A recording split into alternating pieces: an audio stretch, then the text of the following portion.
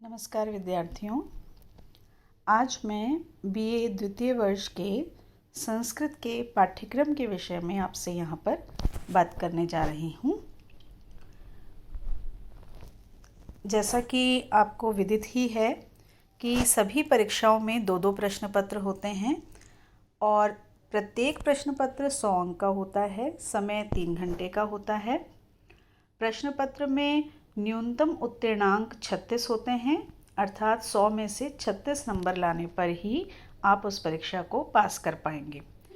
परीक्षा का माध्यम हिंदी या अंग्रेज़ी में होता है, लेकिन प्रश्न पत्र केवल हिंदी में ही बनाया जाएगा। संस्कृत के परीक्षा के विषय में हम यहाँ बात कर रहे हैं और परीक्षार्थी चाहे तो हिंदी, संस्कृत या अंग्रेज़ी में से किसी में भी उत्तर दे सकता है। परीक्षक ने यदि किसी प्रश्न विशेष के लिए आपको कहा है कि इसका उत्तर आपको संस्कृत में ही देना है, तो वहाँ आपको ये ध्यान रखना होगा कि आपको वहाँ पर उत्तर संस्कृत में ही देना होगा। अन्य स्थानों पर आप हिंदी, संस्कृत का या अंग्रेज़ी का प्रयोग कर सकते हैं। इसमें अनुवाद, व्याख्या, सरल अर्थ, समालोचनात्मक प्रश्न पूछे जाएंगे, जो भी आपके सिलेबस में बुक्स हैं उनमें से। और प्रत्येक प्रश्न पत्र में 10% अंक अर्थात 100 में से 10 नंबर आपको संस्कृत भाषा के उत्तर के लिए रखे जाएंगे। अर्थात एक प्रश्न हर प्रश्न पत्र में से ऐसा होगा 10 अंक का, जो संस्कृत में आपको उसके उत्तर देने हैं। अन्य प्रश्नों के उत्तर आप हिंदी में भी दे सकते हैं। हर प्रश्न पत्र में 2 भाग होंगे। पहला अ भाग होगा जिसमें लघुत्तरात्मक प्रश्न होंगे, छोटे प्रश्न होंगे, और ब भाग होगा उसमें निबंधात्मक प्रश्न होंगे। लघुत्तरात्मक प्रश्न 15 होंगे और उनका पूर्णांक 30 होगा और निबंधात्मक प्रश्नों का पूर्णांक 70 होगा। इस तरह से 2 प्रश्न पत्र होंगे। अब हम बात करते हैं प्रथम प्रश्न पत्र की। प्रथम प्रश्न पत्र द्वितीय वर्ष के संस्कृत में वैदिक साहित्य, गद्य साहित्य एवं व्याकरण, ये प्रथम प्रश्न पत्र का नाम है। जैसा कि अपन बात कर चुके हैं, यहाँ पर लघुत्तरात्मक प्रश्न भी पूछे जाएंगे, निबंधात्मक प्रश्न पूछे जाएंगे, अनुवाद, व्याख्या और प्रश्न समालोचनात्मक प्रश्न भी पूछे जाएंगे। सबसे पहली वैदिक साहित्य में जो आपकी पुस्तक है वो ऋग्वेद से है। ऋग्वेद के कुछ सूक्तों का अध्ययन यहाँ पर आपको करना है, जो 20 अंक का है। इसमें आपके पाठ्यक्रम में अग्नि सूक्त है, वरुण सूक्त है, इंद्र सूक्त है, क्षेत्रपति सूक्त है, विश्वदेवा सूक्त है, प्रजापति सूक्त और संज्ञान सूक्त है। आप इनका अध्ययन करते समय और इनकी पुस्तक खरीदते समय ये ध्यान रखें कि इनके आगे जो इनके मंडल और सूक्त के नंबर लिखे हैं, जो अंक हैं, वो अंक ही आपको, उन अंक वाली पुस्तक ही आपको लेकर के आनी है। जैसे अग्नि सूक्त पहले का पहला, वरुण सूक्त पहले मंडल का 25वां, इंद्र सूक्त दूसरे का 12, क्षेत्रपति चौथे का 57, विश्वदेवा 8 का 58, प्रजापति 10 का 121, संज्ञान सूक्त 10 का 191। इनमें से क्या क्या पूछा जाएगा आपसे? जो मंत्र इनमें होंगे उनके अनुवाद पूछे जाएंगे, उन पर व्याख्यात्मक टिप्पणी भी पूछी जाएगी और इनमें से किन्हीं देवताओं का चरित्र चित्रण भी आपको बताना होगा। 2 देवताओं का चरित्र चित्रण जैसे आपसे पूछा जाएगा, उनमें से किसी एक का आपको उत्तर देना होगा। उनका चरित्र, उनका स्वरूप, इससे संबंधित प्रश्न भी यहाँ पर बनाए जाते हैं।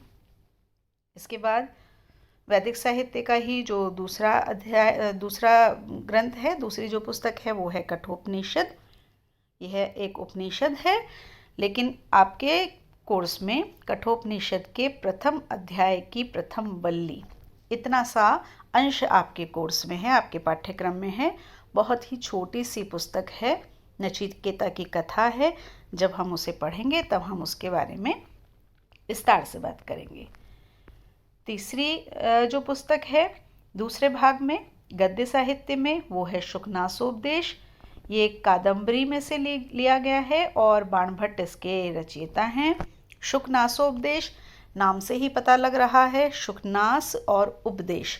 शुकनास एक व्यक्ति है जो कि राजा चंद्रापीड़ का मंत्री है और वो एक उपदेश दे रहे हैं। जब राजकुमार को का राज्याभिषेक होना है, उस समय अभिषेक से पहले वो उपदेश दे रहे हैं कि किस प्रकार से राजकुमार को राजा तक की जो यात्रा है, किन किन सावधानियों से चल करके उनको आगे बढ़ना है। इसका एक विस्तृत यहाँ पर उपदेश है जो आपको शुकनासोपदेश में पढ़ना है। इसके बाद तीसरा हिस्सा वैदिक साहित्य का इतिहास। ये 15 अंक का हिस्सा है जिसमें से वेद और प्रमुख ब्राह्मण ग्रंथों का सामान्य सा परिचय, बहुत अधिक परिचय नहीं पूछा जाएगा, एक सामान्य सा परिचय आपसे यहाँ पर पूछा जाएगा। और फिर इसके बाद आती है व्याकरण, जिसमें लघु सिद्धांत कौमुदी में से नामिक प्रकरण, अजंत और हलंत, ये अब की बार आपके कोर्स में हैं। फर्स्ट ईयर में आप संज्ञा प्रकरण पढ़ चुके हैं और संधि, तीनों संधियां आपने पढ़ी हैं। अब हम उनसे आगे बढ़ रहे हैं और अब हमें यहाँ पर अजंत प्रकरण और हलंत प्रकरण पढ़ने हैं। अर्थात जो शब्द रूप हैं अजंत, अजंत का मतलब आपको ध्यान होगा स्वर जिनके अंत में है, हलंत झल जिनके अंत में है, ऐसे जो शब्द रूप हैं उनके शब्दों की सिद्धियां यहाँ पर आपको करनी है। अजंत प्रकरण में जो शब्द आपके कोर्स में हैं वो है राम, सर्व, हरि, गुरु, रमा, नदी, ज्ञान और वारी। सर्व के पुल्लिंग, स्त्रीलिंग, नपुंसकलिंग तीनों लिंगों में आपको करना है। हलंत प्रकरण में जो शब्द आपके हैं विश्ववाह, राजन, भगवत, विद्वस, युष्मत, अस्मत, चतुर और इदम, इनकी सिद्धियां आपको करनी हैं। यहाँ पर आपको इन शब्दों को भी पूछा जाता है कि इनकी सिद्धि करके बताइए, और इनमें जो प्रयुक्त हुए हैं जो सूत्र, उन सूत्रों के विषय में भी यहाँ पर पूछा जाता है।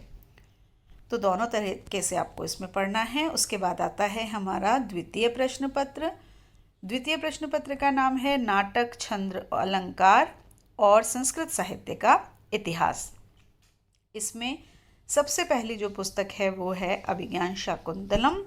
अभिज्ञान शाकुंतलम कालिदास रचित नाटक है, आप सभी को विदित होगा। 45 अंक का ये नाटक यहाँ पर है और एक बड़ा नाटक है, एक बड़ी पुस्तक है, तो इसका अध्ययन हम यहाँ पर करेंगे। उसके बाद हमें छंद और अलंकार पढ़ने हैं। छंद हमें अभिज्ञान शाकुंतलम में जो प्रयुक्त किए गए हैं उन छंदों को पढ़ना है, और यहाँ पर छंदों के लिए बताया भी है, उनके जो उदाहरण हैं वो हमें अभिज्ञान शाकुंतलम में से ही देने हैं, ऐसा पाठ्यक्रम में आपको बताया गया है। आप पहले भी इनको पढ़ चुके होंगे, लेकिन पहले जो आपने उदाहरण याद किए हैं यदि वो अभिज्ञान शाकुंतलम के नहीं हैं तो आपको अभिज्ञान शाकुंतलम के उदाहरण ही यहाँ पर याद करने होंगे। कौन कौन से छंद हैं? अनुष्टुप, आर्या, उपजाति, भुजंग प्रयात, वसंत तिलका, शिखरिणी, मालिनी, शार्दूल विक्रीडित, इंद्रवज्रा, उपेंद्र वज्रा, रथोद्दता, हरिणी, श्रद्धरा, मंदा, क्रांता, और ये 10 अंक के छंद आपके कोर्स में यहाँ पर पूछे जाएंगे। उसके बाद अलंकार, जो काव्य दीपिका की अष्टम शिखा के अनुसार हमें यहाँ पर अलंकारों के लक्षण और उदाहरण देने हैं। अलंकारों में हैं शब्दालंकार, अर्थालंकार, दोनों प्रकार के अलंकार, अनुप्रास, यमक, श्लेष, वक्रोक्ति, उपमा, रूपक, उत्प्रेक्षा, अतिशयोक्ति, अप्रस्तुत प्रशंसा, विभावना, विशेषोक्ति, व्यतिरेक, समासोक्ति, दृष्टांत, दीपक, तुल्य योगिता, संदेह और भ्रांतिमान, और ये भी 10 अंक के हैं। तो 10 और 10 20 अंक के अलंकार और छंद आपसे पूछे जाएंगे। इसके बाद आता है संस्कृत साहित्य का इतिहास। इसमें 4 भाग हैं। पहला वीर काव्य। वीर काव्य रामायण और महाभारत को कहा जाता है, आप जानते हैं, उनसे संबंधित प्रश्न पूछे जाएंगे। फिर महाकाव्य, उसमें कालिदास, अश्वघोष, भारवी और माघ के विषय में पूछा जाएगा। मूल जो जानकारियां हैं, जो विशिष्ट बातें हैं वो पूछी जाएंगी, बहुत गहराई से नहीं पूछा जाएगा। इनके विषय, इनके जीवन परिचय के विषय में, इनका कृतित्व, इनकी कला कुशलता, किस प्रकार की इनका कौशल था, इस प्रकार के प्रश्न यहाँ पर पूछे जाएंगे। गीति काव्य में से कालिदास, भर्तृहरि, पंडित राज जगन्नाथ के विषय में पूछा जाएगा। गद्य काव्य में दंडी, सुबंधु, बाणभट्ट और अंबिका दत्त व्यास, जो कि आधुनिक काल के साहित्यकार माने जाते हैं, अंबिका दत्त व्यास, इनके विषय में यहाँ पर आपसे पूछा जाएगा। तो 45 अंक की शाकुंतलम, 10 अंक के छंद, 10 अंक के अलंकार और 25 अंक का संस्कृत साहित्य का इतिहास। इस तरह से कुल मिलाकर के 100 अंक का आपका यह प्रश्न पत्र होगा। तो इस तरह से 100 अंक के 2 प्रश्न पत्र आपके यहाँ पर होते हैं जिनका हमें अध्ययन करना है। और इसके साथ में ही हम देखें कि किस तरह से इनका विभाजन किया गया है। तो अभिज्ञान शाकुंतलम में छोटे जो प्रश्न आएंगे वो 5 आएंगे 2-2 नंबर के, जिनके कुल अंक होंगे 10, और जो बड़े प्रश्न आएंगे वो 3 आएंगे और वो 35 अंक के होंगे। अभिज्ञान शाकुंतलम के आधार पर जो छंद हैं उनके एक प्रश्न छोटा 2 अंक का होगा और निबंधात्मक प्रश्न एक होगा जिसमें पूरा छंद पूछा जाएगा, उसका लक्षण पूछा जाएगा, उसका उदाहरण पूछा जाएगा और वो 8 अंक का होगा। इसी तरह से अलंकार में भी छोटे प्रश्न 2 अंक के, बड़े प्रश्न 8 अंक के। संस्कृत साहित्य के इतिहास में जो छोटे प्रश्न हैं वो 8 तो 16 अंक के हो गए, और बड़े जो प्रश्न हैं वो एक प्रश्न 9 अंक का तो 25 अंक हो गए। और इसके साथ में यहाँ पर अनुवाद पूछा जाएगा, हिंदी से संस्कृत में कुछ वाक्य आएंगे, उनके अनुवाद आपसे पूछे जाएंगे।